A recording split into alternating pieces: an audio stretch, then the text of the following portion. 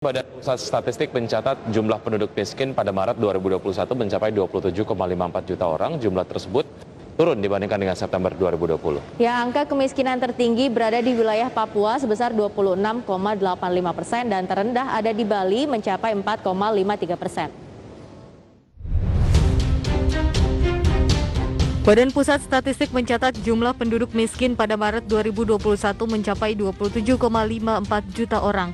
Jumlah ini hanya turun 0,01 juta orang dibandingkan September 2020. Namun naik 1,12 juta orang dibandingkan Maret 2020. Angka kemiskinan hingga Maret ini tercatat mencapai 10,19% dari jumlah penduduk. Dalam survei hingga akhir Maret 2021, angka kemiskinan di perkotaan tercatat menjadi 7,89% atau masih meningkat 0,01% dibandingkan September 2020. Sedangkan di pedesaan tercatat sebesar 13,1% atau turun 0,1%. Meski demikian, disparitas kemiskinan di perkotaan dan pedesaan masih tinggi.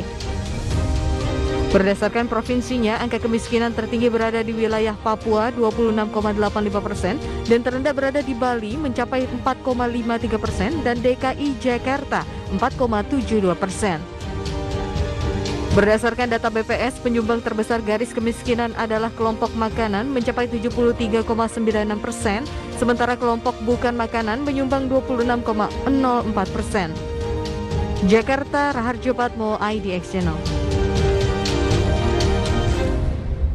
Ya, salah satu program yang nampaknya akan efektif untuk menurunkan angka kemiskinan dalam jangka panjang adalah program Kartu Prakerja, karena pemerintah tidak kemudian hanya memberikan umpannya tapi memberikan alat pancingnya begitu ya, pelatihannya ataupun mungkin skillnya akan terus di-upgrade supaya siap untuk masuk ke dunia kerja.